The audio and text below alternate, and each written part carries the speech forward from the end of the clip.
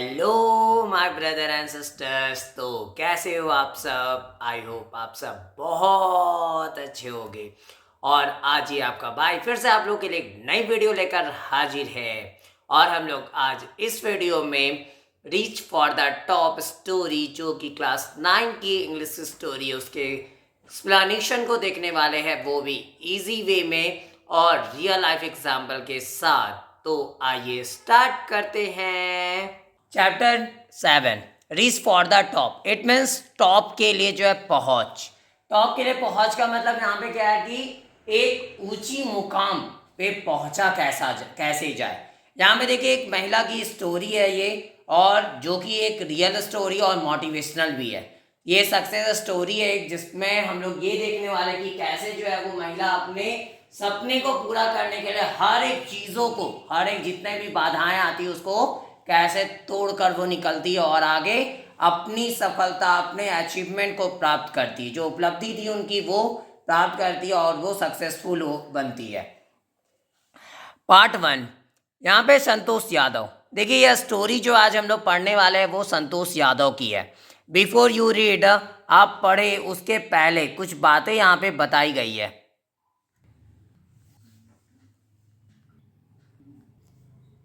हाँ, तो before you read में दिया है first number, think for a while, थोड़ी देर के लिए सोचिए, and make a list of 3 to 5 person you idealise.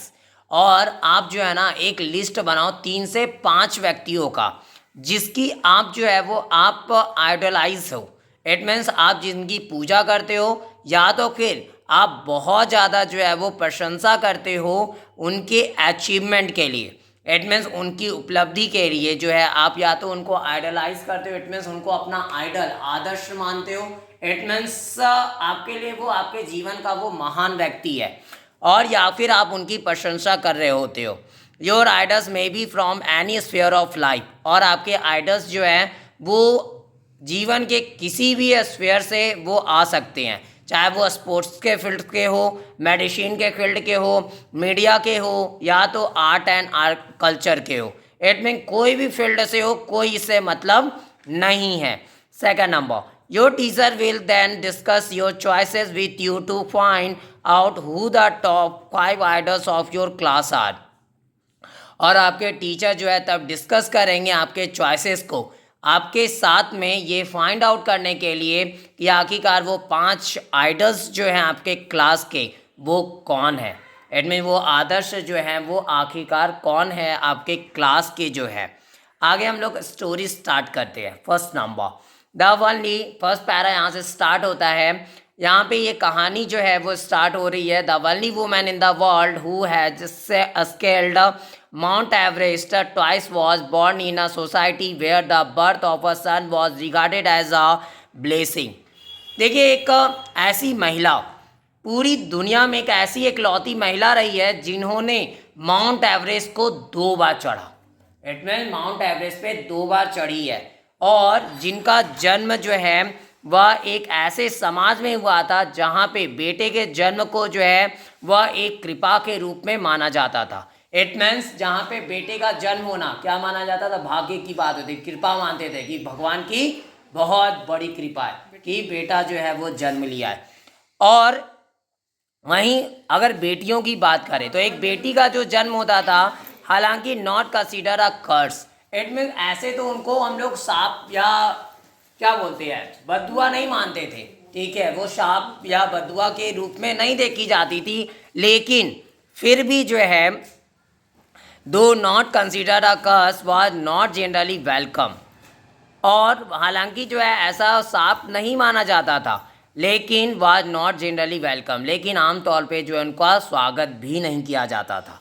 It means अगर सांप नहीं मानते थे, इट मीन्स बुरा अगर नहीं मानते थे, तो क्या ऐसे भी अगर बात किया जाए तो उनका स्वागत नहीं किया जाता था। इट मीन्स उनको थोड़ी नीची नज़र से देखी जाती थी कि क्या बेटियों की क्या हो इज्जत, ठीक है। शुरू से ही स्टार्टिंग से हमारा जो समाज रहा है वो कैसा रहा है, बेटियों के लिए जो है बहुत बुरा रहा है। इट मीन्स बेटियां जब जन्म लेती थी तो उनके लिए अच्छा कभी नहीं सोचा। And her mother was expecting Santosh. देखिए जब उनकी माँ जो है वो एक्सपेक्ट उम्मीद कर रही थी संतोष की, a travelling holy man giving her his blessing. और तभी एक यात्रा कर रहे हॉली मैन, इट मीन साधु जो हैं वो उनको क्या देते हैं, वो अपनी ब्लेसिंग देते हैं, अपनी कृपा आशीर्वाद देते हैं। यह सोचकर, ये एज्यूम करके कि वह जो है एक बेटा चाहती थी। वह क्या चाहती थी, महिला बेटा चाहती थी। But to everyone surprise, लेकिन प्रत्येक एक का यहाँ पे आश्चर्य रहा। The unborn child's grandmother who was standing close by told him that they did not want a son. वहीं पे जो है पास में खड़ी वह बच्चे की जो बिना जन्मा हुआ बच्चा है, उनकी दादी माँ जो है, जो कि वहीं खड़ी हुई थी पास में, और वो उन्हें क्या बताई कि वे जो है वो बेटा नहीं चाहती थी। The holy man was also surprise. तभी वह हॉली मैन जो था वो सरप्राइज था यार, कि बेटा नहीं चाहती है। लोग तो आशा यही रखते हैं कि मेरा बेटा हो जाए, लेकिन ये बोल रही है कि बेटा नहीं चाहते हम। तो अब वो साधु भी आश्चर्यचकित हो गया। Nevertheless he gave the requested blessing.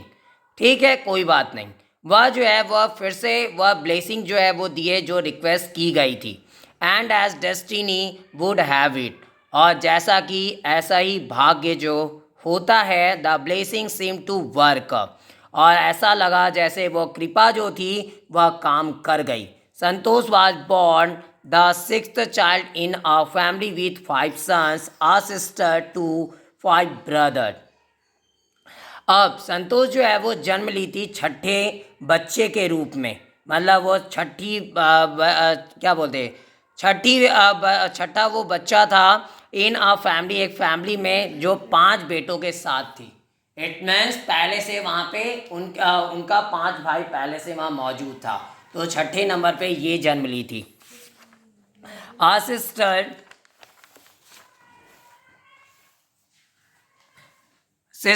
To 5 brothers, और यह एक बहन जो कि 5 भाई की बहन थी। She was born in the small village of Joniyawas of Rewari district in Haryana. उनका जन्म जो है एक छोटे से गांव में हुआ था, जोनियावास का, जो कि रेवाड़ी डिस्ट्रिक्ट का एक छोटा सा गांव है हरियाणा में। इट मीन्स ये कहानी, ये संतोष का जन्म जो है वो हरियाणा में हुआ था, रेवाड़ी डिस्ट्रिक्ट के जोनियावास गांव में। Second para, the girl was given the name Santosh which means contentment. देखिए उस लड़की का नाम संतोष रखा गया था, उनको नाम जो दिया गया संतोष नाम दिया गया, जिसका मतलब ही होता है कंटेंटमेंट। इसमें जिसका मतलब क्या है, संतोष है। इट मीन जिसका मतलब ही क्या है, संतोष। संतोष का मतलब बोलते हैं ना, हर एक चीज़ में संतोष रखा करो। मम्मी पापा भी कुछ देते हैं खाने पीने के लिए, अभी संतोष करो इतना ही में, बाद में बाकी और मिलेगा। ठीक है, तो संतोष बहुत जगह पे हम लोगों को सुनने को मिलती है। But Santosh was not always content with her place in a traditional way of life. लेकिन वो संतोष नाम की जो बच्ची थी, लड़की जो थी, वह हमेशा से वह संतोषी नहीं थी अपने प्लेस के साथ में। मतलब उनका जो जगह था उनके साथ एक ट्रेडिशनल वे ऑफ लाइफ में जो उनका जगह था, उस जगह के साथ में वो संतोष नहीं रखती थी। इट मीन्स कहने का मतलब जो पारंपरिक जीवन शैली होती थी।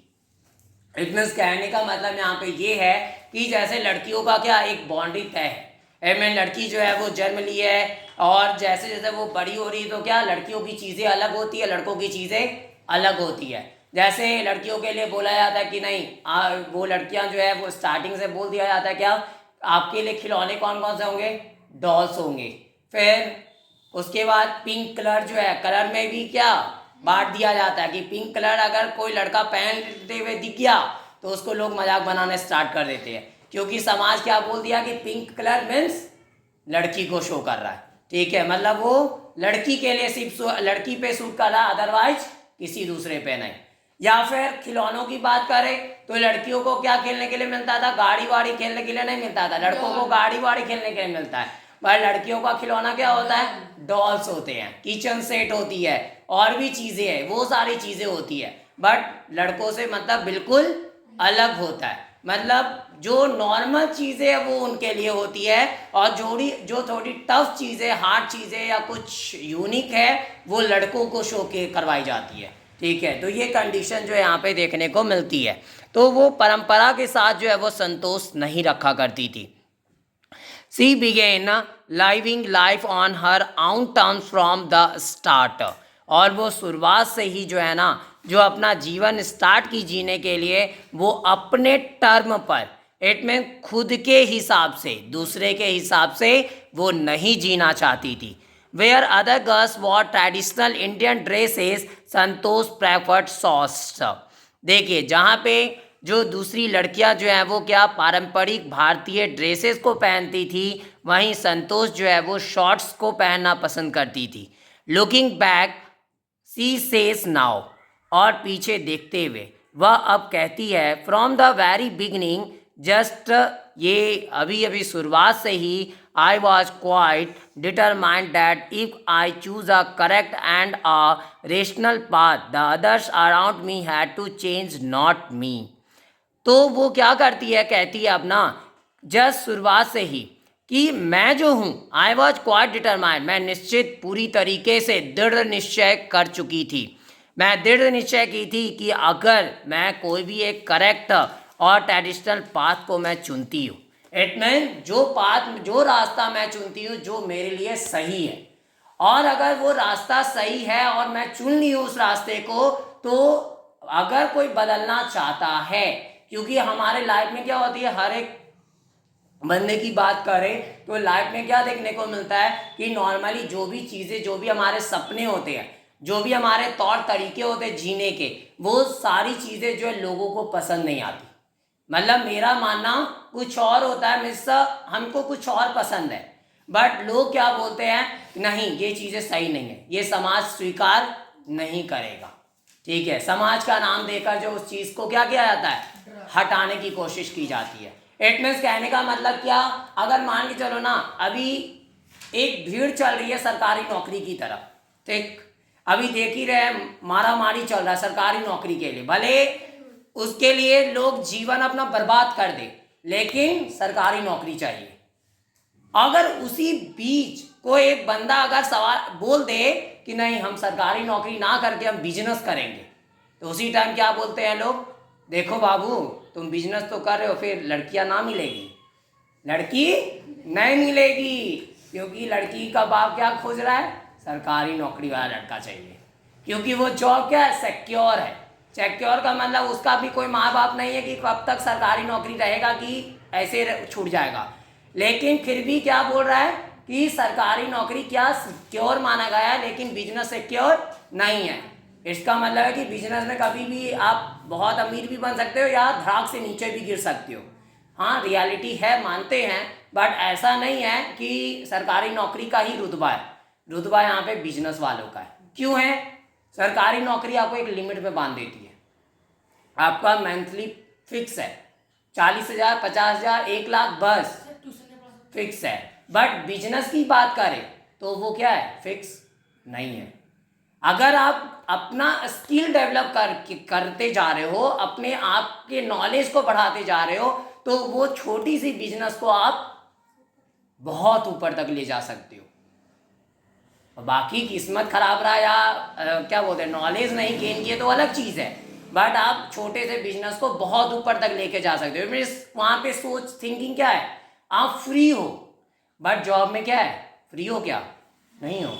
आप चाहकर भी अलग नहीं सोच पाओगे, क्योंकि आपके पास बाउंड्री एक तय हो गई, आपको लोग बता दिए हैं क्या कि अगर तुम सरकारी नौकरी करोगे, देखो बाबू एक बार खाली परिश्रम करना, सरकारी जॉब ले लिए, काम तेरा खत्म हो गया, उसके बाद तुम जिंदगी भर जब तक क्या बोलते हैं 60 साल नहीं हो जाएगा तब तक वहाँ टेंशन फ्री रहना, कुर्सी तोड़ो या कुछ करो, जो मर्जी सो करो, लेकिन तेरा सरकारी नौकरी 60 साल तक तो पड़ा हुआ है। ठीक है, उसके बाद फिर भगवान का बुलावा आएगा तो चल देना, निकल जाना अलग चीज़ है। ठीक है, लेकिन 60 साल तक जब तक तेरी उम्र होगी तब तक ये तुमको बैठा के खिलाएगा। इट मीन्स आपके घर पे जो है खर्चा पानी चल रहा होगा उसकी वजह से, तो वो कंडीशन है। तो बस वही चीज़ है कि आप जहाँ कुछ अलग सोचना स्टार्ट करोगे, वैसे ही समाज का नाम देकर आपको पीछे खींचने की कोशिश की जाएगी। ठीक है, तो वही चीज़ ये बोलती है कि हम जो है हम अपने हिसाब से अपने लाइफ को जिएंगे, हमको समाज से कोई मतलब नहीं है। अगर कोई अगर चाहता है कि हम रास्ता बदल लें तो रास्ता हम नहीं बदलेंगे, बदलना उसको पड़ेगा। इट मीन्स अगर कोई चाह रहा है कि हम इस रास्ते को छोड़कर उस रास्ते पे उसके रास्ते पे आ जाए तो हम ये हरगिज नहीं करने वाले। और जबकि बदलना किसको होगा, उन दूसरों लोगों को, मतलब उनको मुझे स्वीकार करना पड़ेगा। इट मीन मेरे हिसाब से जीनी सीखनी पड़ेगी अगर मेरे साथ रहना है। और देखो ये लाइन ही एक बार हमेशा याद रखिए, जब ये लाइन आपके अंदर भी आ गया, ये बात आपके अंदर आ गई तो ज़िंदगी में बस जान लो ना कि फिर वो दुनिया के लोग रियली आपके हिसाब से चलना शुरू कर देंगे, फिर चाहकर भी वो अपने हिसाब से चलाएंगे नहीं। और बस देर सी इतनी है कि जिस टाइम बस आप सफलता पा लिए, वही लोग जो आपको खींचने के लिए लगे हुए थे वो आपके पैरों के पास झुकने के लिए खड़े हुए होंगे कि क्या महान व्यक्ति है। ठीक है, तो बस फर्क इतना ही का है कि आप जब तक सफल नहीं हो गए हो और जिस टाइम सफलता आपके हाथ में होगी तो वो लोग फिर अपने हिसाब से ना, सिर्फ मेरे हिसाब से चीज़ें होगी। ठीक है, तो बस ये चीज़ होना चाहिए अपने लाइफ में। आगे third number, Santosh parents were affluent land owners who could afford to send their children to the best school, even to the country's capital, New Delhi, which was quite close by, but in line with the prevailing custom in the family, Santosh had to make do with the local village school. देखिए, संतोष के माता पिता जो थे वह क्या थे, वह affluent land owners. Land owners मतलब जमींदार, बहुत मतलब नामी जमींदार थे, अच्छा खासा पैसा वाला। ऐसा भी नहीं था कि उनके पेरेंट्स जो है वो मतलब नॉर्मल फैमिली से बिलोंग करते हो या गरीब हो, वैसा कुछ नहीं था। अच्छा खासा मतलब पैसा था कि वो क्या कर सकते थे, जो एफर्ट कर सकते थे क्या करने की, अपने बच्चे को जो है ना बेस्ट स्कूल में भेजने की।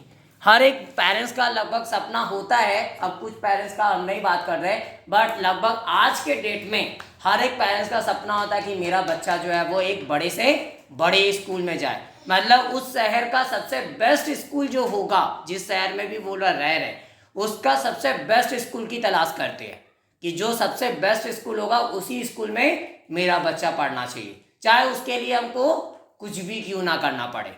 ये हमेशा एक पेरेंट्स की सोच तो रहती है, बाकी कुछ की हम नहीं बात कर रहे। कुछ ऐसे भी पेरेंट्स होते हैं जिसका ये सोच नहीं होता है, भले वो आलतू फालतू चीज़ों में जो है अपने पैसे को खर्च कर देंगे, बट अपने बच्चों को एक बढ़िया स्कूल में पढ़ाने का सोच नहीं होता। बहुत सारे लोगों को देखने को वैसे लोग मिल जाते हैं।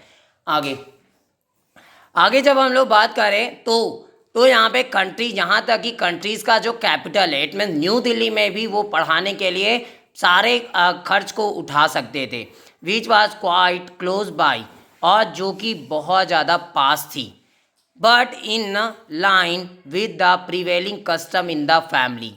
लेकिन इस लाइन के साथ, कौन सी लाइन के साथ, और in accordance with, it means किसके अनुसार, तो प्रिवेलिंग जो कस्टम है फैमिली में, जो प्राचीन जो पहले से चीज़ें चलती आ रही है, एक परंपरा जो फैमिली में चलती आ रही है कि बेटियों को बाहर पढ़ने के लिए नहीं भेजना, और वो भी एक एज लिमिट तक ही उनको पढ़ानी है। Santosh had to make do with the local village school, और इसलिए संतोष को जो है ऐसा करना पड़ा था, क्या, लोकल विलेज स्कूल के साथ में, इसमें उसी में जो है पढ़ाई करनी पड़ी। So she decided to fight the system in her own quite way,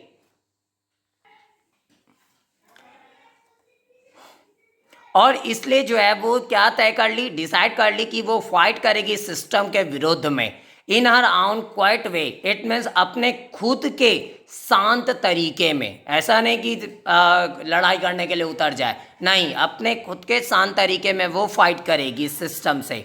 when the right movement arrive, जब राइट मूवमेंट जो है वो पहुंच गया, and the right movement came when she turn 16, और वह सही पल तब आया जब वह खुद 16 साल की हो चुकी थी। At 16, most of the girls in her village used to get married, और 16 साल की उम्र में उनके गांव की अधिकतर लड़कियां शादी कर लिया करती थी। इट मीन्स वहाँ पे क्या होता था, शादी कर दिया जाता था। और लेकिन उस टाइम पर ही Santosh was also under pressure from her parents to do the same. अब संतोष भी जो थी अंडर प्रेशर में थी अपने पेरेंट्स से कि तुम्हें भी शादी कर लेनी चाहिए। कि यहाँ पे सारे लोग, सारी लड़कियां जो है उनका शादी 16 साल की उम्र में हो जाता है, तो तुम्हें भी 16 ईयर्स में, तुम्हारी भी 16 ईयर्स हो चुकी है तो तुम्हें भी शादी करनी चाहिए। बट आगे 4 para, a marriage age early age that was the last thing on her mind. और एक शादी जो कि जैसा भी जल्दी, जो जैसा भी बात करे, that was the last thing on her mind, जो उसके उनके दिमाग में सबसे लास्ट थिंग थी। इनमें शादी की जब बात किया जाए ना तो वो क्या थी, सबसे लास्ट थिंग थी, मतलब बहुत कम इम्पॉर्टेंट रखती थी। शादी की बात वो क्या, उनको बहुत कम इम्पोर्टेंस दिया करती थी। लास्ट थिंग का मतलब यहाँ पे कम इम्पोर्टेंस रखना, देना।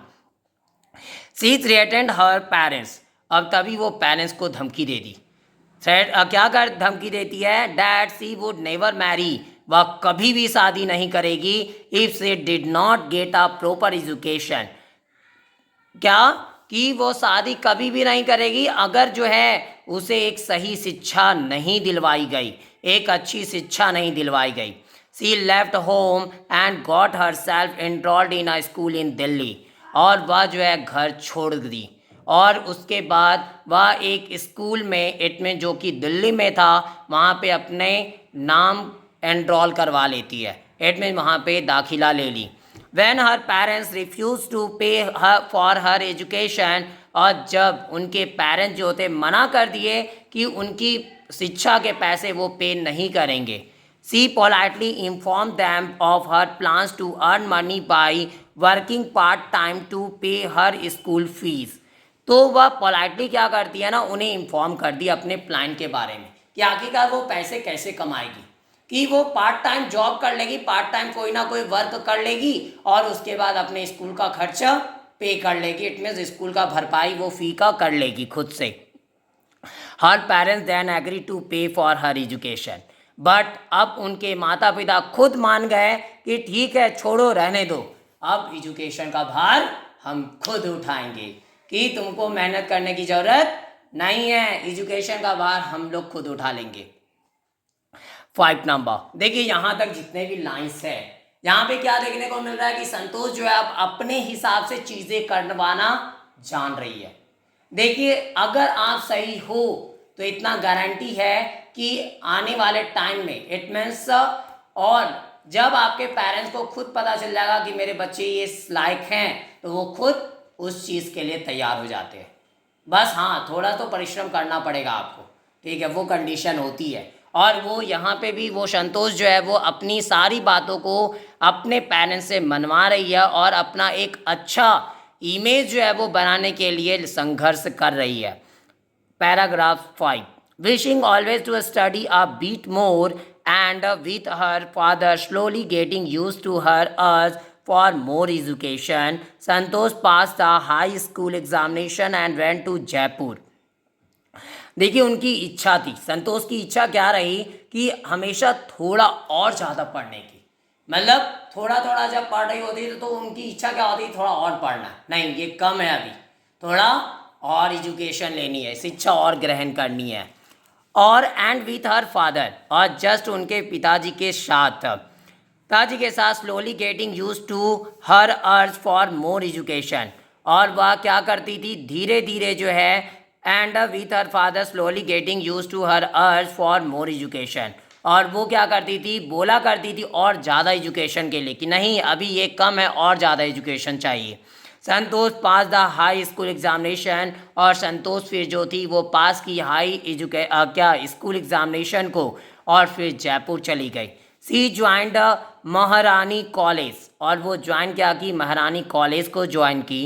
And got a room in Kasturba hostel, और वह एक रूम जो है प्राप्त करती है कस्तूरबा हॉस्टल में। संतोष रिमेंबर, संतोष याद करती है। कस्तूरबा हॉस्टल फेस द, और कस्तूरबा हॉस्टल जो है वो फेस किया करता था किसको, अरावली हिल्स को। इट मीन्स कस्तूरबा हॉस्टल जो है वो जस्ट अरावली हिल्स के पास में थी। I use to watch villagers from my room. और मैं किया करती, मैं देखा करती थी उन विलेजर्स को मेरे ही रूम से। Going up the hill and suddenly vanishing after a while. और जो ऊपर की तरफ हिल की तरफ जाते थे और अचानक से वो थोड़ी देर के बाद गायब हो जाते थे। One day I decided to check it out myself. और तभी एक दिन की बात है, मैं तय की to check it out myself.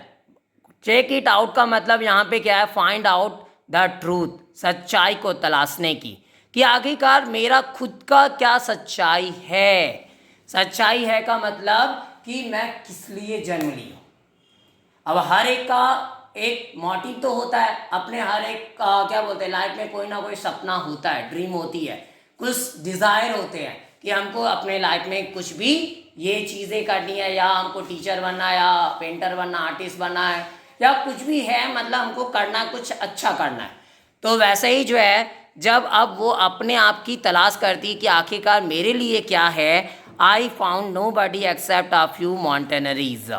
और मैं फाउंड क्या की, कोई और नहीं बल्कि कुछ माउंटेनरीज को फाउंड की। माउंटेनरीज का मतलब क्या, जो पर्वतारोही होते हैं, जो पर्वत पे चढ़ रहे होते हैं। I asked if I could join them. और मैं जो हूँ निवेदन की, अगर मैं ज्वाइन कर सकती उनको, टू माई प्लेजेंट सरप्राइज। और मेरा एक सुहावना, एक अच्छा सरप्राइज जो कि आश्चर्य जो कि रही, they answered in the affirmative and motivated me to take to climbing. और वे मुझे आंसर की, क्या चीज़ में, अफर्मेटिव और मोटिवेटेड में। और वह मुझे क्या, अफर्मेटिव में जो है वो आंसर की, मतलब हाँ ठीक है, और मोटिवेटेड मी, और वो मुझे मोटिवेट भी किए, क्या करने के लिए, क्लाइंब करने के लिए। 6 number, then there was no looking back for this determined young girl. और तब यहाँ पे कोई पीछे देखने का रास्ता था ही नहीं इस दृढ़ निश्चय की हुई लड़की के लिए। बिकॉज यहाँ पे अब वो दृढ़ निश्चय कर चुकी थी कि जब तक अब जो है पर्वत हम नहीं चढ़ जाते, तब तक हम पीछे मुड़कर देखेंगे नहीं, चाहे उसके लिए हमको अब कुछ भी क्यों ना करना पड़े। She saved money and enrolled in a course at Uttarkashi's Nehru institute of mountaineering. अब वह जो है पैसे बचाई और इनरोल कहाँ करवा ली, दाखिला ले लेती है एक कोर्स में, उत्तरकाशी का नेहरू इंस्टीट्यूट था माउंटेनियरिंग का, वहाँ पे वो दाखिला ले ली। My college semester in Jaipur was to end in April. अब मेरा कॉलेज का जो सेमेस्टर था जयपुर में, वो अब लगभग अप्रैल में ख़त्म हो गया। But it ended on the 19th of May. लेकिन यह जो है ख़त्म पूरी तरीके से जो हुआ वो 19th ऑफ मई को हुआ। And I was suppose to be in Uttarkashi on the 21st। और मैं सपोज की गई थी होने को उत्तरकाशी में, मतलब उत्तरकाशी जाने के लिए जो सपोज किया गया वह लगभग 21st था। So I did not go back home instead. और इसलिए मैं जो हूँ घर वापस नहीं गई, इंस्टेड उसकी बजाय I headed straight for the training. और मैं आगे गई कहाँ पे, ट्रेनिंग के लिए। I had to write a letter of apology to my father without whose permission I had got myself enrolled in Uttarkashi. और मुझे एक पत्र लिखना पड़ा था माफ़ी का अपने पिताजी को, किस चीज़ के लिए, उस परमिशन के लिए जो परमिशन लिए बिना उसने क्या किया था, उत्तरकाशी में एनरोल्ड कर लिया था अपने आप को। तो इसलिए जो है वह अब जो परमिशन नहीं ली थी उसके लिए माफ़ीनामा जो है अपने पिताजी को देती है। पैराग्राफ 7। अब यहाँ के बाद क्या होता है, thereafter Santosh went on an expedition every year. अब वो क्या, संतोष जो है वो प्रत्येक साल जो है वह एक अभियान पे जाया करती थी। हर क्लाइंबिंग स्किल से मैच्योर रैपिडली। अब उनका क्लाइंबिंग स्किल जो था, कौशल जो था, वो मैच्योर हो गया तीव्र रूप से। Also she developed a remarkable resistance to cold and the altitude। अब वह विकसित क्या कर ली, एक रिमार्केबल रेजिस्टेंस को, इसमें प्रतिरोध को, किसके प्रति, तो ठंड के प्रति। बिकॉज माउंट एवरेस्ट पे ठंड बहुत ज़्यादा होती है, तो उसके प्रतिरोध में जो है वो एक रिमार्केबल प्रतिरोध जो है वो विकसित कर लेती है। और एल्टीट्यूड के प्रति, इट मीन उतनी ऊंचाई पे उतनी हाइट पे जाना उसके लिए भी। Equipped with an iron will, अब वो भरी हुई थी किसके साथ में, एक लोहे की तरह दृढ़ इच्छा के साथ कि अब तो चाहे कुछ भी हो जाए हमको माउंट एवरेस्ट पे चढ़ना ही है। फिजिकल एंड्योरेंस, अब फिजिकली वो क्या थी, सहनशीलता थी उनमें आ चुकी थी। फिर एक अमेजिंग मेंटल टफनेस भी था, इनमें मानसिक रूप से भी वो क्या थी, शक्तिशाली थी। सी प्रूव्ड हर सेल्फ रिपीटेडली, और वह जो है अपने आप को जो है रिपीटेडली प्रूव भी की। The culmination of her hard work and sincerity came in 1992, just 4 years after she had shyly asked the Aravalli mountaineers if she could join them। और यह जो उनका कल्मिनेशन जो था, इट मीन चरम बिंदु जिसको हम लोग बोल सकते हैं उनके हार्ड वर्क का, मतलब उनका जो ये कठिन परिश्रम रहा और ये सत्यता सिंसेरिटी जो रही, वह जो है वो चरम बिंदु पे कब आई, 1992 ईस्वी में, जस्ट 4 साल के बाद। कौन से कब के 4 साल के बाद, तो जब वह जो है ना पूछी थी क्या अरावली माउंटेनियर्स से क्या कि वह भी जो है उसे उन्हें ज्वाइन कर सकती है क्या। और जब उस टाइम पे शर्म के साथ, मतलब उनको थोड़ा हिचकिचाहट हुआ था कि शायद वो हाँ बोलेगी या वो लोग ना बोलेंगे, तो ठीक है, तो उसके जस्ट 4 साल के बाद जो है वो आज चरम बिंदु आ चुका था जिस टाइम पर वो जो है चढ़ी, माउंट एवरेस्ट पे चढ़ी थी। At barely 20 years of age, और केवल 20 साल की उम्र में Santosh Yadav scaled Mount Everest, becoming the youngest woman in the world to achieve the feat. अब देखिए, अब जस्ट जो है 20 साल की एज में ही संतोष यादव जो थी वो माउंट एवरेस्ट को चढ़ी।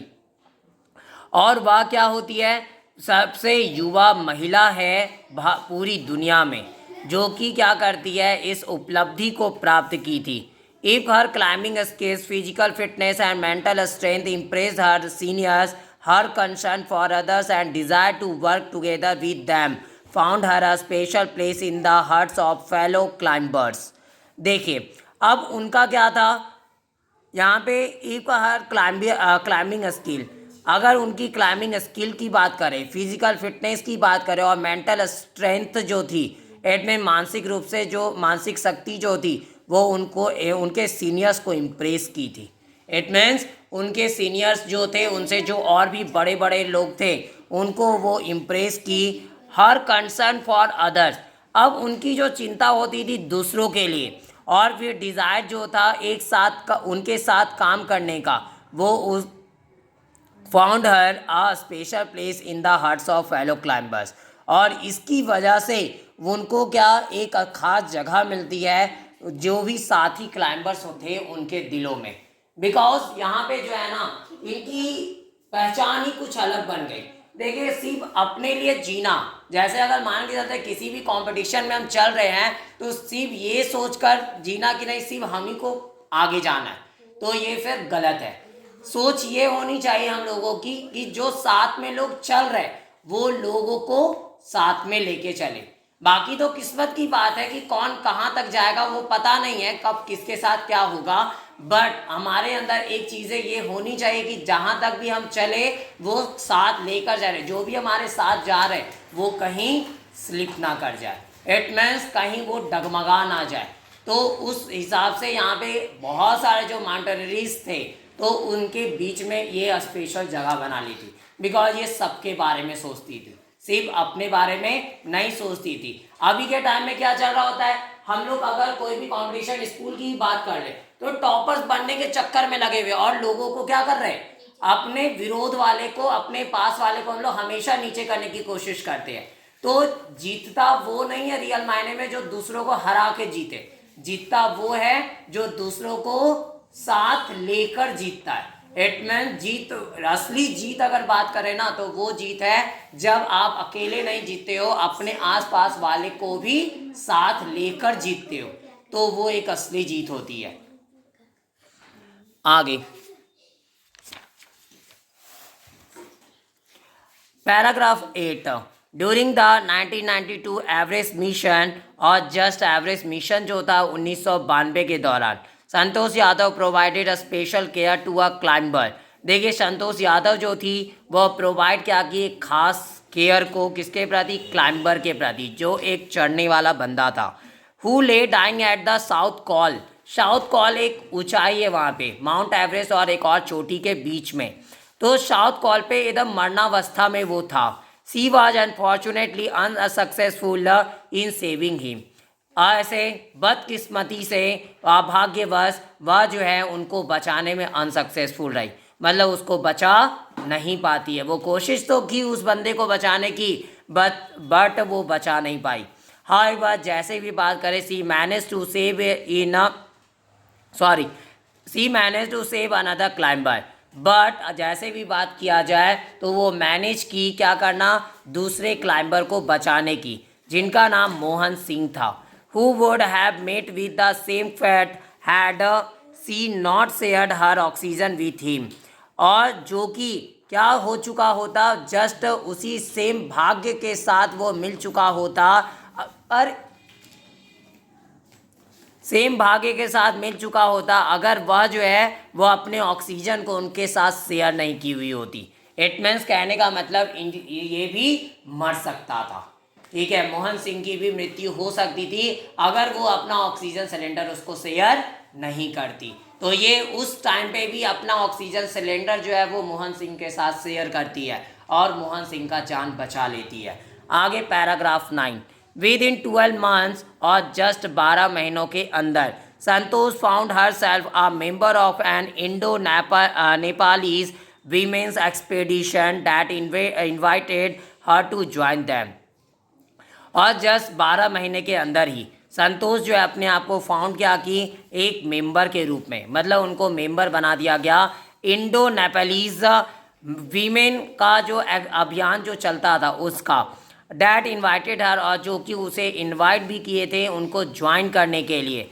सी then scaled the Everest a second time, और वह तब एवरेस्ट पर जो है दूसरी बार चढ़ी, और इस प्रकार the setting a record as the only women to have scaled the Everest twice, और इस प्रकार वो क्या करती है, एक रिकॉर्ड बना लेती है एक ऐसी सिर्फ इकलौती महिला का जो एवरेस्ट पे 2 बार चढ़ी थी। And securing for her self and India, और वो अपने आप के लिए वो सिक्योर करती है और इंडिया के लिए एक यूनिक प्लेस को annuls of mountaineering, adamant mountaineering के इतिहास में, इन रिकॉग्निशन ऑफ अचीवमेंट, और उनके उपलब्धि की पहचान में जो इंडियन गवर्नमेंट है, the Indian government bestowed upon her one of the nation's top honours the Padmashri, और पद्मश्री अवार्ड से उनको सम्मानित भी किया गया। एडमेंट पद्मश्री से, जो कि हमारे भारत देश का जो है सर्वोच्च अवार्ड है, उनसे उनको सम्मानित किया जाता है, पद्मश्री भी है। आगे 10 para, describing her feelings when she was literally on top of the world.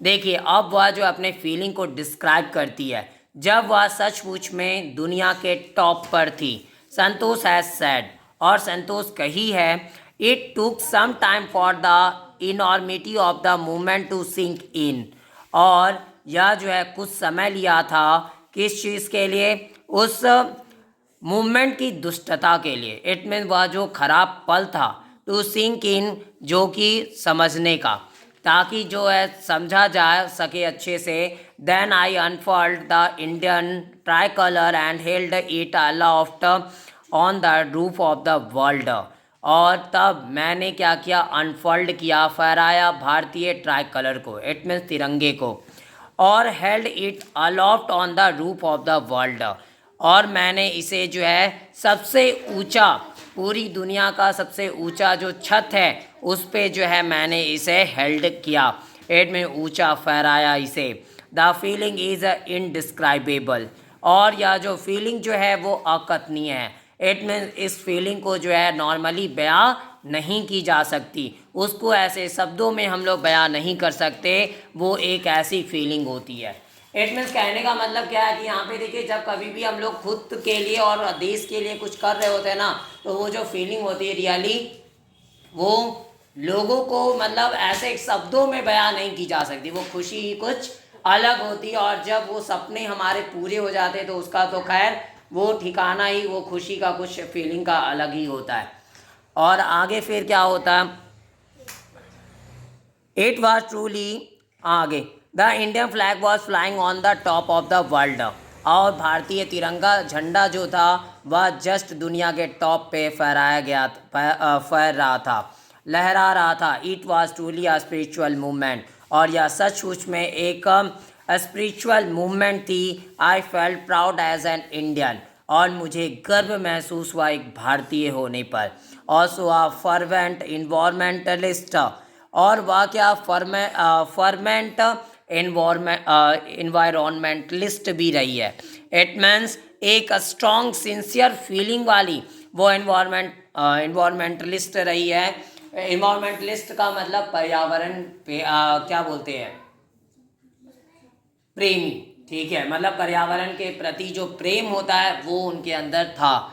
और इसलिए वो जबकि क्या करती है, संतोष जो थी वो कलेक्ट की, जमा करती है कचड़े को, लगभग 500 किलोग्राम गार्बेज जो है वो जमा की हिमालय से, और उसको जो है वो नीचे जो है हिमालय से लेकर आती है। मतलब 500 किलोग्राम वहाँ पे कचरा जमा था, और उस हिमालय पर्वत से फिर वो नीचे लेकर आई।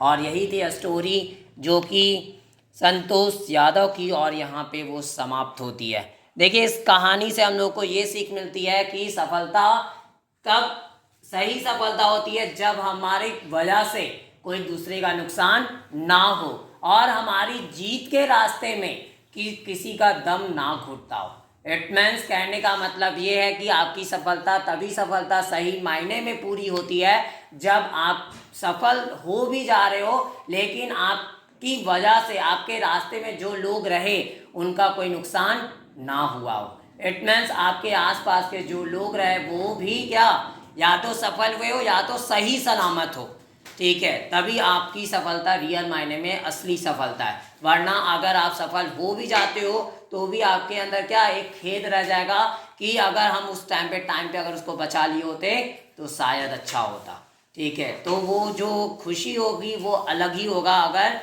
आपकी वजह से किसी दूसरे का अगर नुकसान नहीं हुआ है। और यही थी कहानी जो समाप्त होती है। और आज के लिए इस वीडियो में इतना ही, बाकी बचे हुए एक्सप्लेनेशन को हम लोग नेक्स्ट वीडियो में देखेंगे। अगर आपको ये वीडियो पसंद आई हो तो प्लीज़ लाइक ज़रूर करें और ज़्यादा से ज़्यादा शेयर करें, ताकि और भी बच्चों तक ये चैप्टर की एक्सप्लेनेशन पहुंच सके। और मेरे इस चैनल को सब्सक्राइब भी जरूर करें ताकि मेरी आगे आने वाली वीडियो की नोटिफिकेशन आपको सबसे पहले मिल सके। Thanks for watching my video, have a nice day.